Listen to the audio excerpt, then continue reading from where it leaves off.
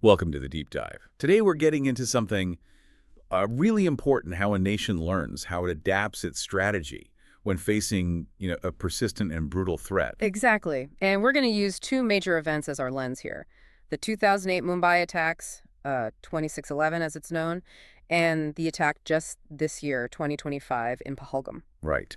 We've been looking at the available information on these two tragedies, really trying to unpack how India responded in each case. The goal is to understand what those crucial differences tell us about a strategic evolution.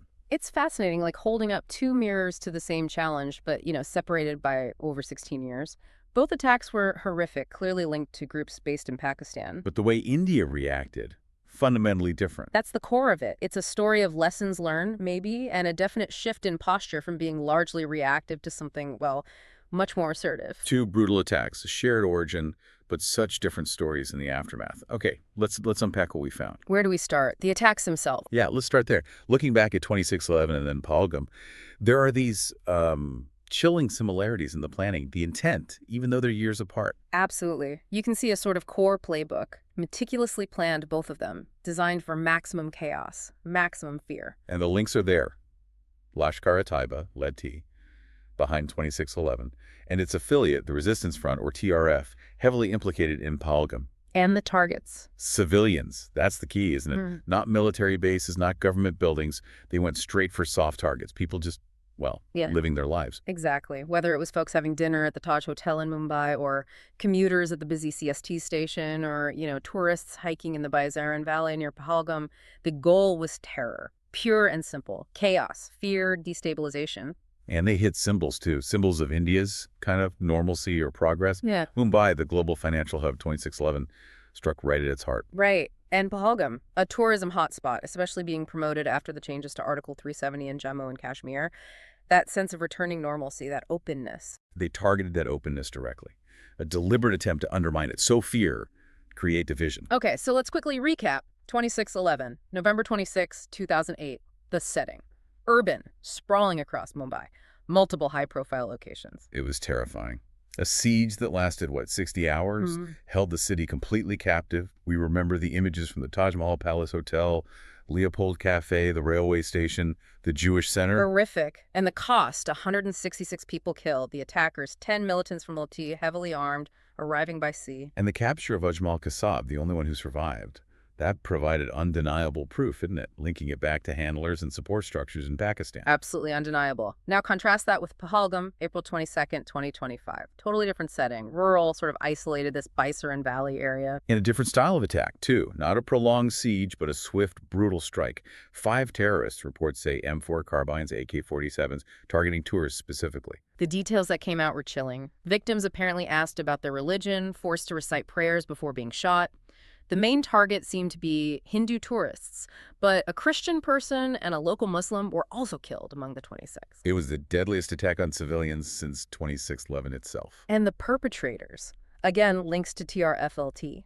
Reports mentioned at least 2 foreign militants, and this figure, Hashim Musa, allegedly a former Pakistani commando. There's a big bounty on him now. Yeah, I remember that. And there was that initial claim by TRF, quickly retracted, but the investigation, the NIA, the National Investigation Agency, which itself was created after 26/11. Right, a direct consequence. Their digital forensics reportedly traced connections back to safe houses in Muzaffarabad and Karachi. So what does this tell us?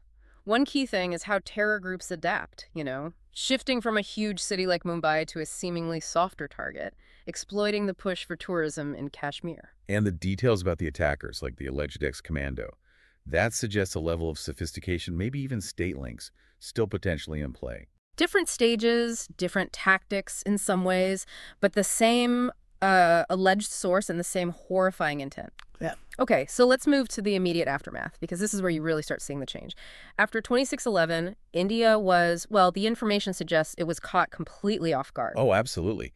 Glaring gaps were exposed, intelligence failures, poor coordination between agencies, and the response time. It was painfully slow. Local police were simply outgunned. They were incredibly brave, but outmatched. And the NSG, the elite commandos, they had to fly in from Delhi. Yeah. It took hours. Critical hours. Plus, you had the whole issue with the live media coverage, which, while trying to inform people, inadvertently gave the attackers' handlers in Pakistan real-time intel. A disaster from that perspective. So the initial focus then was defensive. Secure the sites, neutralize the terrorists who were still active, deal with the wounded, mourn. It was reactive damage control. Now, jump to Pahalgam 2025. The response felt like night and day, almost instantaneous compared to '08. It was incredibly fast. Yeah. Within hours, a massive joint operation was launched.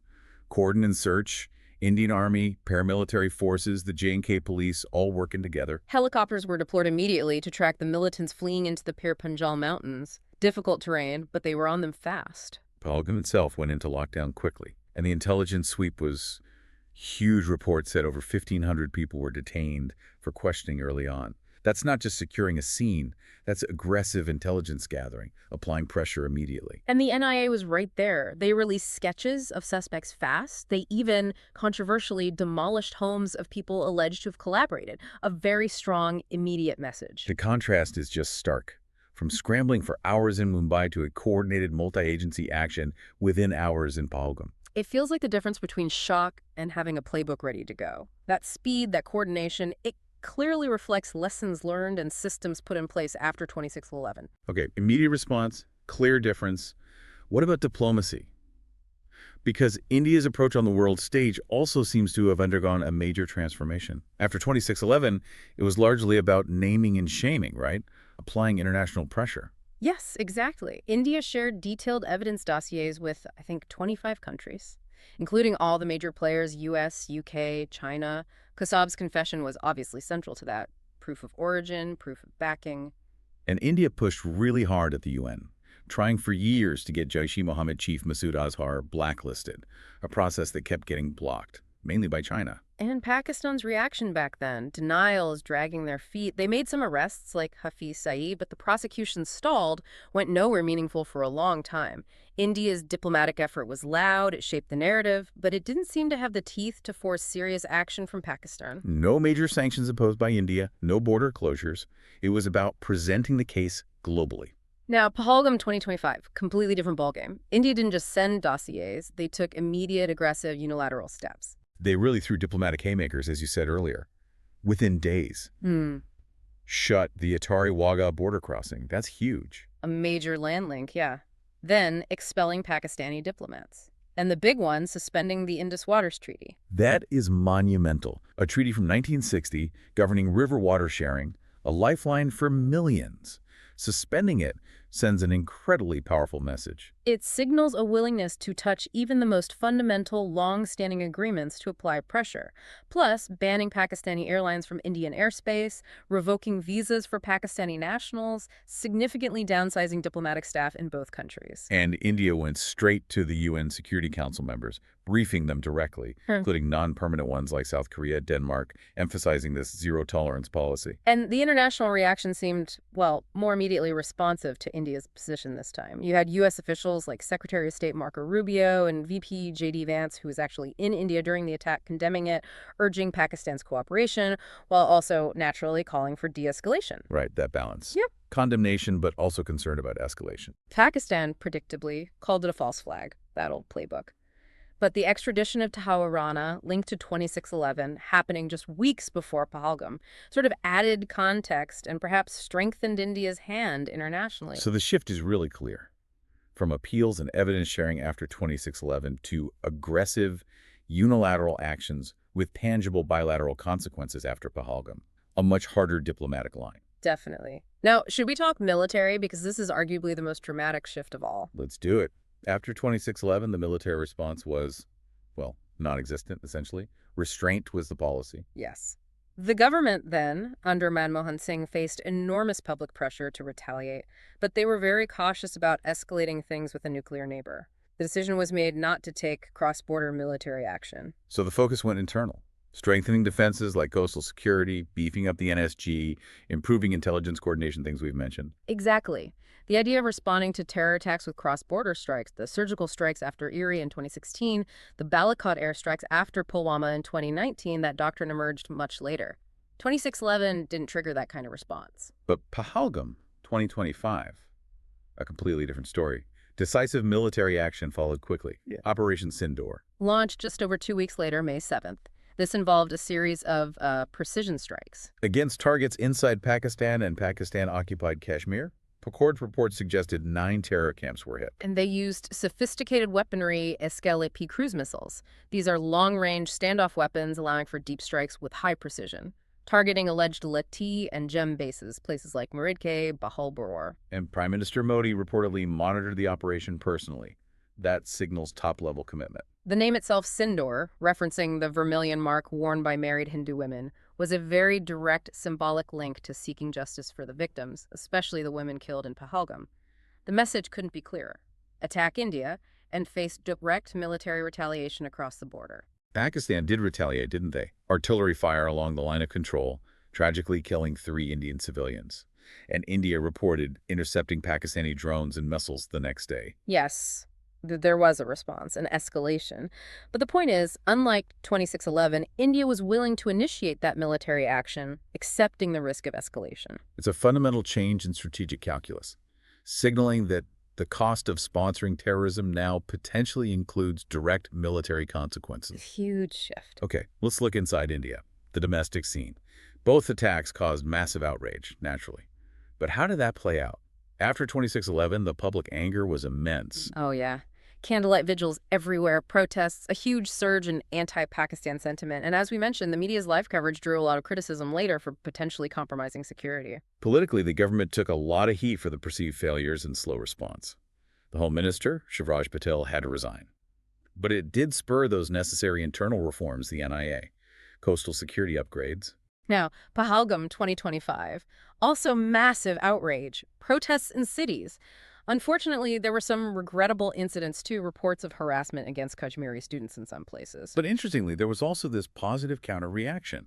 Young Indians launching campaigns to specifically support Kashmir tourism, urging people to visit, to stand with the local economy hit by the attack, a kind of defiance. That was notable. And the Amarnath Yatra, the big Hindu pilgrimage in Kashmir, going ahead as planned with heightened security, became a major symbol of resilience, a refusal to be intimidated. Politically, the Modi government moved fast to project strength. The Cabinet Committee on Security met almost immediately, vowing justice. The PM gave the armed forces complete operational freedom. And you saw a degree of cross-party unity, too. Opposition figures like Rahul Gandhi, Sharad Pawar calling for the nation to stand together. Even Kashmiri leaders like Farooq Abdullah backed the government's firm response. So both sparked outrage. But the 2025 response seemed characterized by a quicker, more assertive political reaction from the government, and this mix of negative incidents but also positive grassroots defiance. A complex picture, but definitely a faster, stronger governmental posture. How did the world react differently? We touched on this a bit with diplomacy, but let's focus on the broader international response. Post-2611, lots of sympathy for India. Widespread condolences, yes.